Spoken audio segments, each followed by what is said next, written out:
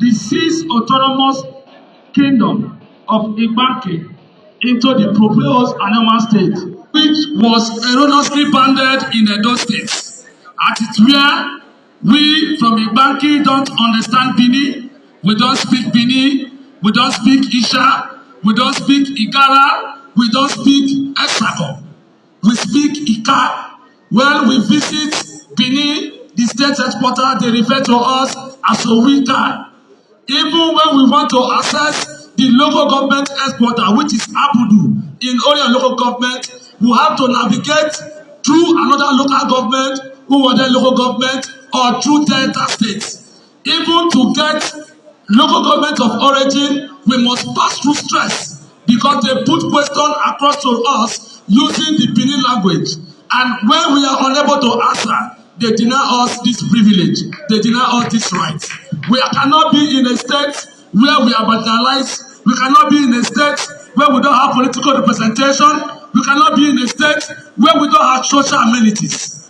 We pray with all sense of humility that Igbake people should be included into the proposed Anambra state. Thank you and God bless you. Thank you, sir. We have our paper with us. We wish to submit it. There's not so much thing I need to say concerning this video. Everybody already know that the Banker people have successfully delivered their memorandum to the House of Rep committee. But I want to use this video as a reference point to address on certain issues. I've been getting reports both from TikTok and from YouTube channel when some people are not showing too much concern, like if there are people speaking for the bankers, what of the Igbos in Bayelsa, what of the Igbos in Kogi and Benue? Now you must understand there's what they call rule of engagement. Rule of engagement. Imagine it is a southeasterner Igbo that is coming to agitate for Anambra State. Imagine it's a senator from the Igbo extraction of Southeast that is proposing the bill for Anambra State. Imagine how it would have been. Are we saying that the southeasterner Igbo cannot fight for the Anambra Igbos? We're not saying so. But it's better that the people who are involved are the one pushing the agenda other people cannot support.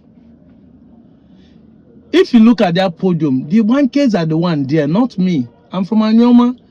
Yes, and the banker is Anyoma.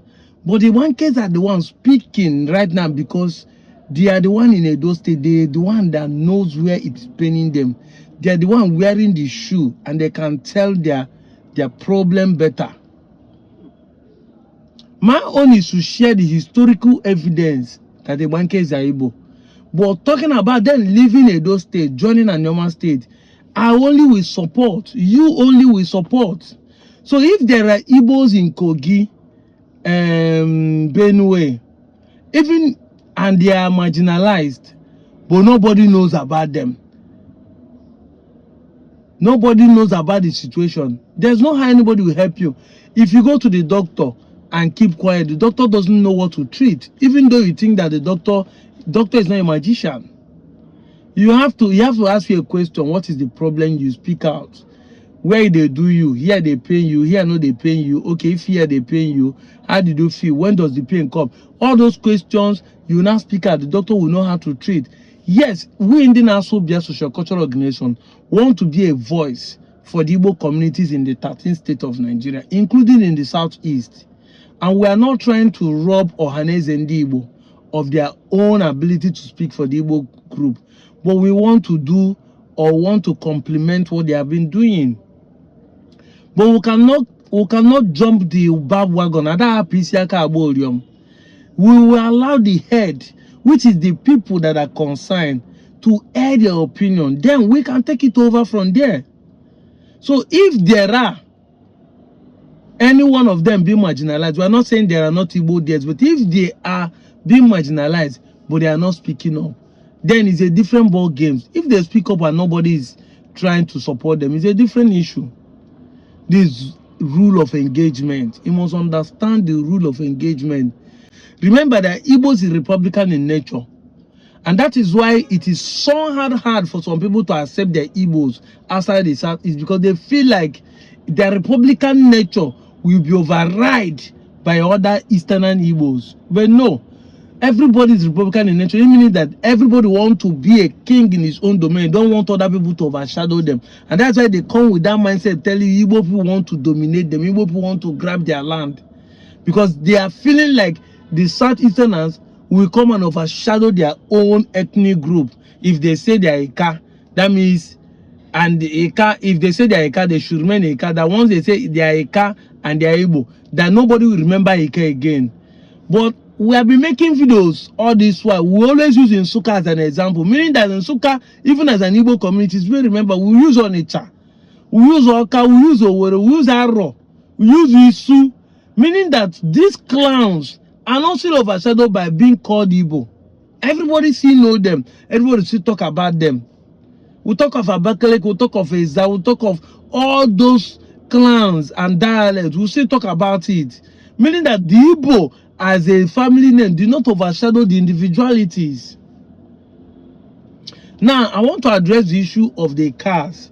If an Eka man say he is a car and stop there, I don't have any issue. It's one step at a time.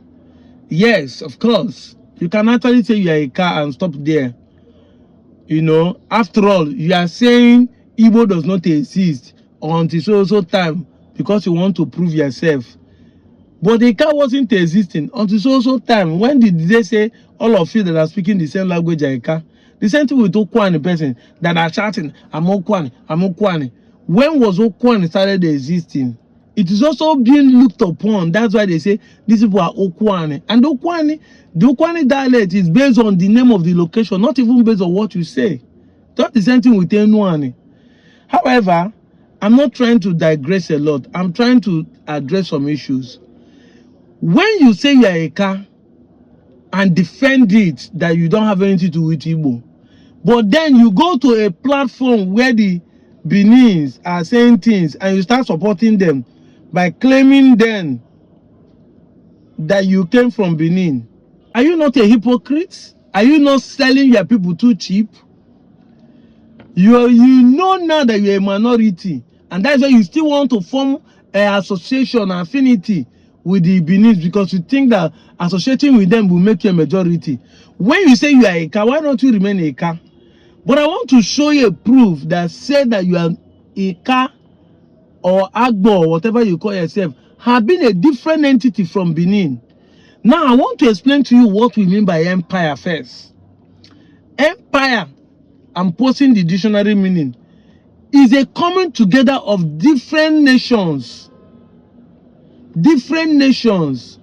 but then choose one particular nation to be a superior. That's what we mean by empire. So when we say Benin Empire or Benin Empire, it does not mean that everybody there are Benin, but different nations decided to come under the rulership of the Oba of Benin those days. And we know that their own was done by force because they have the power fueled by the Portuguese during the slave era. But let me read something for you to know what happened. Let me remove my glasses so that I can see clearly. In the early part of the reign, the people of Agbor rebelled and declared their independence. So Agbor is a kingdom under Benin Empire, but at one time, a king, the eldest son of Akenzua, succeeded the throne, if you start from the beginning. But at the reign, the Agbor people say, no, we don't want to be under this empire again. We want to have our own independence. Now, why? Because Agbor is not under them. Just like Nigeria was under British Empire, under British colonial rule. But at one time, Nigeria didn't need their independence. Other countries that are under British supervision and colonial rule seek for their independence because you are not the same. You are not the same. That's why you seek for independence. If you are the same, you won't. Now, they seek for independence. They say troops under the Ezomo were sent to punish them. Dobi, you know, so today the Agbor people have changed their king to Den. But then Dobi was captured and beheaded as a traitor, and his head was sent to Oba at Benin City. After this, the people of Agbor, remain royal to the Obas of Benin until the reign of Ovewerem, when they again revolt. This story was something that happened about 1735 AD. You know, I told you that Onchubo fought a war to gain their own independence in 1750. So it is about this time everybody now hated the empire way, because they are using our people for slavery. Not because they were ruling us, but we're under the empire because person that speak for everybody. You know, Sammy? But then people started saying, no, we don't want them again. This is what happened. So this will tell you, as an Eka man, as an Agbor man, who still think you are from Benin, how can you are the Benin kill their fellow Benin? It has been a question that none of you want to answer. How can the Benin kill their fellow Benin? And how did your forefathers in 1735 begin to revolt if they are the same people? Seeking for independence if they are the same people? Because they know they are different. Now, what your forefathers, your ancestors rejected in 1735, you now want to claim it because you just hated yourself and be saying you don't want to accept your identity. You don't want to accept the Igbo. You want to be claiming that you are Benin. Look at it here. The evidence is there. I told you I made video and I bring fact and evidence. I'm not the one that wrote any of these documents I brought, but there are things written. So when people are saying Benin people history, ask them. I've been making video asking this question. Can any Benin person show me where it is written that Benin owned the land? Owning the land. The fact that the people, you subdue people, just like England subdue our people, does not mean that England owned our land. We own this land, Nigeria. And inside Nigeria, different people own their different area. But England still controls us. That does not mean they own the land. This is what we are trying to say. Now we say the truth the way it is. But if you reach on our own, I go the verse. Bring a fact of a history where it is recorded that on our own Agbor land or Eka land. Or that you will find the place and give it to them as an occupant, as an immigrant. But like I said, I don't blame you guys, the Benins. I blame the Benin ambassadors. You know what the people I call Benin ambassadors? The late Benin ambassadors are the Ekas, or the Enuanes, like these Seluku brothers I have, or the Ukwane people who rejecting their own identity and be dragging us to other people's identity, where we do not have anything in common. No singular name, no deity that is from Benin, nothing. Just a fabricated story that we are descendants. Those ones are the one I blame, because it is the rat at home that tell the rat outside, see where the fish is in the store. It is these guys that are making Benin feel like they have audacity over us. Anyway, we know that the Anyoma state is coming. That will be another political means to solve this problem. And I want to use this opportunity once again. Please support us for the forthcoming conference, Igbo Unification, Igbo Zali Igbo. We are hosting this conference 29th and 30th of August. Please support us. Please, I'm begging you. I'm a unity beggar officially, and I'm also a money beggar now for the unity. This money I'm begging is to unify the Igbos, because we are going to be hosting 13 Igbos from 13 different states. We're going to be holding their contingencies. We're going to feed them, accommodate them, transport them to and fro. It demands money. Please, thank you and God bless you. I'm out of here, John. Mwah.